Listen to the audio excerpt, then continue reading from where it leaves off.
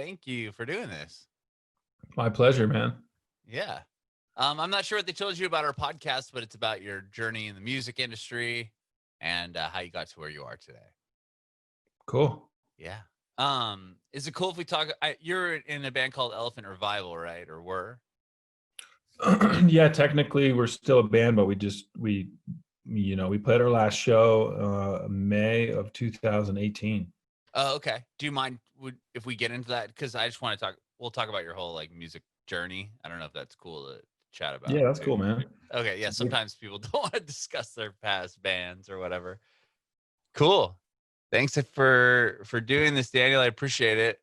Tell me about where are you from originally? I grew up between Connecticut and New Mexico. My folks split up when I was young, and I was blessed to be able to be in the Northeast, which is great, and hang out in New Mexico for a lot of times too. So, and now I live in Colorado, but okay. I'm presently doing this podcast in Idaho. Oh, yeah. Very cool. So you were born, you currently live in Colorado, but you're in Idaho right now. Exactly. Yeah. Gotcha. Right on. Where did you start Elephant Revival? Was that in Colorado? Well, the first two people to meet were Bonnie and I, two lead singers, and we met at an open mic night in Connecticut that I was running. Oh, okay. Well, she was visiting from Oklahoma, and she got up and sang at this open mic night, and I was like, oh my God. I want to make music with this person. Yeah. Rad. So how did you get into music originally? You got my earliest memories are like my brother and my sister and I kind of taking the pots and pans out at like, who knows what age, 3, 4, and just like having a stupid drum circle. Uh-huh. Made no sense. And then, I'm of the era where grunge music was kind of my teenage thing. And I asked for an electric guitar amp for Christmas one year. And I annoyed the shit out of my brother and sister for a number of years trying to learn through that.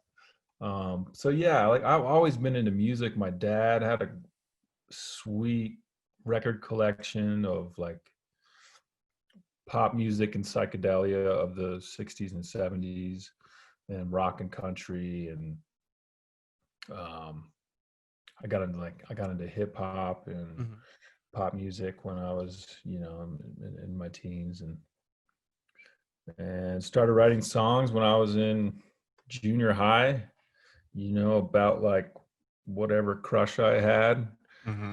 Found some kind of existential meaning and expression through that in my young 13-year-old mind. So that's when you started writing at 13 then? Yeah, but it was writing, but right, but still, I mean, to start exercising that ability that early on, that's pretty cool. Yeah, totally. Did you start a band like in middle school or high school? I played with a band, Cloud 9, when I was in high, and I think they just asked me to play with them because I had access to this really nice amp. Oh.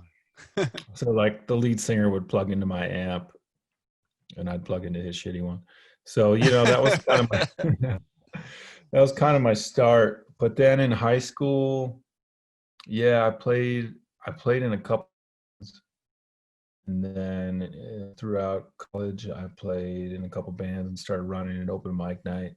And then I dropped out of college, and after my second year, and went full time into music. What made you decide to stop going to school and pursue it full time? Was there like an opportunity for you, or?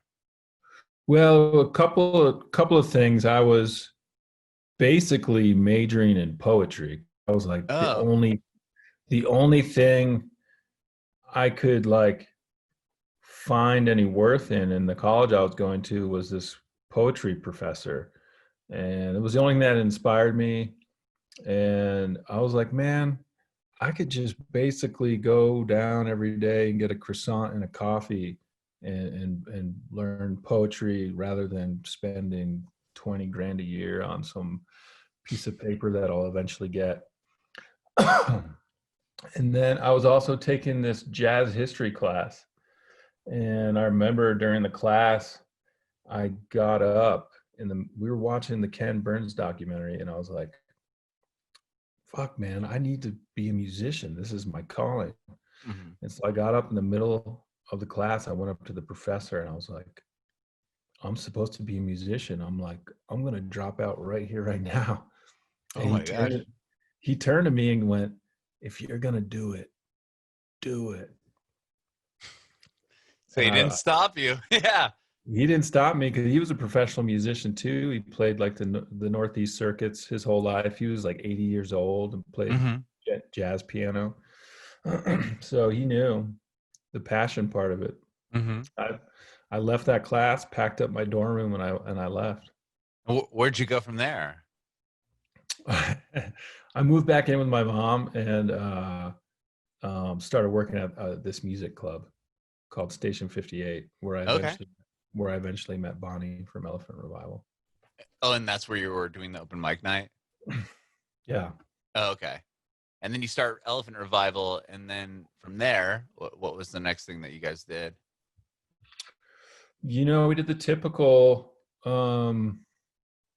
things that bands do. We bought a shitty school bus and um, made it run on vegetable oil. Oh, did you really? You converted it? Yeah, actually, one of my bandmate Sage at the time, he masterminded, like watched all this stuff on YouTube and figured out how to do it. I remember Um, that being a big thing, like in the maybe early 2000s, like people buying the old diesel vans and stuff and converting them to tour on. That's pretty genius, though, right? You could just gas up for free. it really is genius. It adds a whole nother element to touring. But I tell you what, when you show up to like a big vat of good vegetable oil that isn't hydrogenated and it just looks great, it's like it's like putting a shovel in the ground and finding gold. I'm Oh, like, it's wow, I can get from the East Coast to the West Coast on this whole thing. wow. Oh, so Yeah. it's you can go that far on like a tank of it, or just Well, finding it in general. we had reserve tanks, so if we Oh, found enough, we would just suck it right up. We'd suck the whole thing up. that's awesome. So you did that. You converted the van or the bus, Yeah, started we did touring. that. And we would, when you're first starting out, it's like you take whatever gig. We were playing probably 150 shows a year. Wow. And then, just the business of music kind of formed around us, and we eventually found management, started getting record producers, and my friend Chad signed us to a label, and then things just started popping off to the point where, we're selling out clubs across the country, playing overseas, and selling out Red Rocks. And Jeez, that must have been pretty incredible living in Colorado. yeah, and we had that kind of home court advantage. But yeah, every year, we probably headlined it 3 or 4 years, and every year it was like, how the hell are we doing this? This is fucking amazing. I've never been to a show there. That's like one of my bucket list things would be seeing a band at Red Rocks. It's remarkable. Yeah, it just looks like I heard the sound there is insane, but just like the aesthetics of it, just looks like such a rad venue. Yeah, it's equally. I've played there maybe 6 or 7 times, and but I've been to probably 20 shows there as a spectator, Mm-hmm. and it's equally as amazing for both vantage points to play there and to go see a show there. That's cool. Wow. So you were playing, you sold out the Red Rocks. I mean, you guys were really doing stuff with Elephant Revival. That's like once the ball started rolling, was that pretty exciting? Yeah, it had tons of elements of excitement, and we were about to go into the studio with Dave Cobb. I don't know if you're familiar with him, but Mm-mm. he produced John Prine's last record, and which is an amazing record. He's Mm-hmm. done all the Jason Isbell records, and among other great stuff. Um, yeah, we have this great, uh, at least an immediate future in front of us, as Mm-hmm. far as trajectory and great shows. Um, but yeah, we just couldn't pull it together, couldn't Mm-hmm. get going. How many albums you guys put out?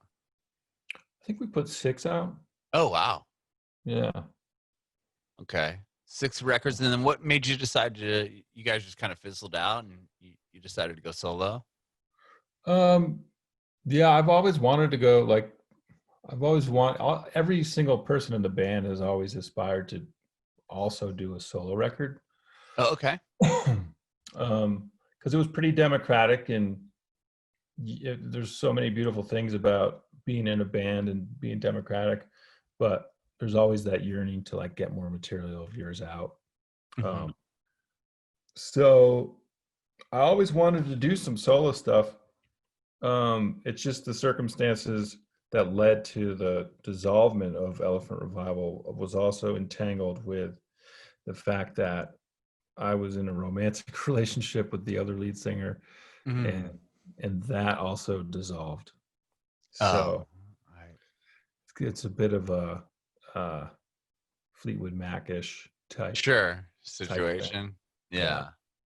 So you go solo, and then did you just take songs that you had written or you were going to use for Elephant Revival, or did you write songs that you knew were going to be, I'm going to save these because I know this is a song that is just mine and I don't, it won't work as an Elephant Revival song or whatever? Yeah, I certainly was ready to do that, but just the nature of like the breakup of the band and the breakup of the relationship, I ended up Mm-hmm. writing tons of songs in that moment. Mm-hmm. And my inclination was to just record what the ones that I was really feeling in the moment. So there's like 3 songs on this record that's coming out, um, that I did write during Elephant Revival, and I probably would have recorded them on the next Elephant Revival record. Mm-hmm. It's just that we didn't do it, so they are on this record. Yeah. Oh, okay. Yeah. Are you tell me about going solo? Have you played shows? I did see you're gonna support the Lumineers, or supposed to support the Lumineers on a Yeah. tour. Like, I mean, you're signed to the new Renew Records. Like, tell me about a lot of stuff that's happened for you on this solo thing. Yeah. I just kind of turned into a yes man after Elephant Revival. People were like, "Hey, do you want to do this?" Yeah. You want to do this? Yeah. So I was on the road quite a bit of it, and I put out an EP called "Your Heart, the Stars, the Milky Way," Uh-huh. and um, my friend was playing Red Rocks. He was headlining Red Rocks and texted me, "Hey, you want to come out to the show? I'll get you some seats." And he ended up sitting me right next to Wesley, the lead singer from the Lumineers, and we just Wow. started we just started talking, and he bought us a bunch of beers, and and I gave him my record, and he texted a couple of days later like, "Holy shit, this is awesome." Wow. And fast forward, he offered me that tour, and I was also in those 2 years I went on the road with um, John Craigie and Fruition, and Huh. I played with Mandolin Orange, um, Josh Ritter. I did a run with him in the Northeast. Oh, wow. Uh, so yeah, I've been like some of those relationships that I garnered in Elephant Revival. We're still all friends, so it certainly was helpful to Yeah. Spilled over into the solo build. stuff. Yeah, totally. Very cool. So you had an EP out, and then your first full length is coming out. Yeah, August 28th. Wow. Tell me Yeah. about the full length. What was the differences between putting the full record out and just the EP? Um, Well, the EP was kind of like some of the songs that we recorded for the EP ended up on this too. So there's some spillover there. But the EP was basically, I hired a bunch of my friends that I loved, and we went into the studio and recorded it pretty much live. Oh, wow. Yeah. The full length is kind of like we started with me singing and on guitar and built the songs around that. So they're not there's a couple live songs on the record, but mostly it's kind of produced and just starting with those basic tracks. Mm-hmm. Yeah. That's cool. That's cool. And how'd you get signed to Renew Records? That came about. My manager Heather, she has a relationship with some licensing agency, and was talking with him and like shared with her my record. Mm-hmm. And then he shared with David Hirschland over at BMG the record, and they fell in love with it and said they wanted to give me a record deal. Wow. So it's kind of like as simple as that. It was just like my manager knew somebody, got on the record, and bam. Wow. We were negotiating. Yeah. Yeah. That's pretty cool. So yeah. Wow. It wasn't like a shopping it around thing. It just kind of, you had your manager kind of already set it up for you with those. Yeah, I think we did shop it to a couple other places, and this was this was just clearly these people wanted to do it. The other one was kind of like, yeah, we could probably do it, but this was with BMG. They were like, yeah, let's do this. Mm-hmm. And I think also having the Lumineers stuff on the books was exciting and inspiring for everybody, and kind of offered sort of a inspiring outlook on it, of course, which has now been postponed, but it's definitely exciting to have a record deal and have that much momentum behind it. Mm-hmm. Yeah.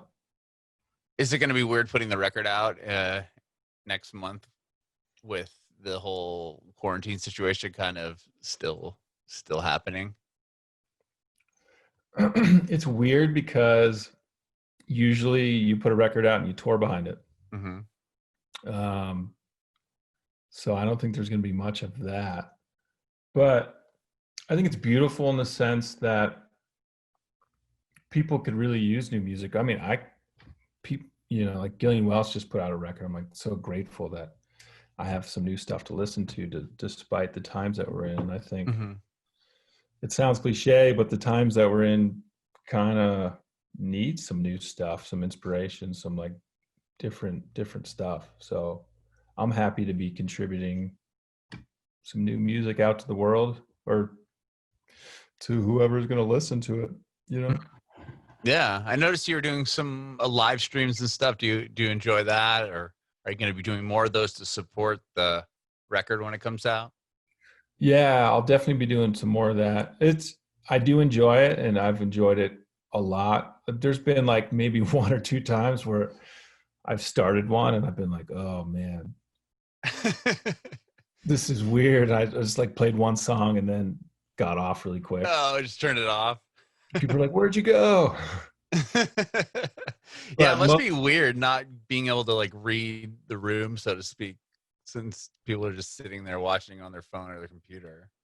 Yeah, like on Facebook, you can see people's comments and stuff. I've done some Zoom comments where the host will mute everybody during the song, and then they'll unmute everybody after the song, so you can hear claps and okay, we're like cheersing and drinking bourbon, and that felt like pretty normal and kind of a community vibe to it. Sure. Yeah. Nice. Well, dude, thank you so much for talking with me today. I really, really appreciate it. I can't wait to hear the record when it comes out in a little bit here. But I want to know if you have any advice for aspiring artists. Yeah, man. Don't do it to be famous. Do it to make art and keep your heart in it, and keep inspired, and keep your intentions in check. You know, it's really tough to make money. So, especially starting out. So definitely don't be money hungry. Just make your art and let people judge it on their own. Don't judge your own art. Just do what your heart feels and what you want to express, and put it out there. Or don't. You know, you could be an artist and a musician and just do it for yourself. So I think you just gotta trust yourself and trust your heart and do it. Just do it, like that guy told me in college. If you're gonna do it, do it. Bringing it backward.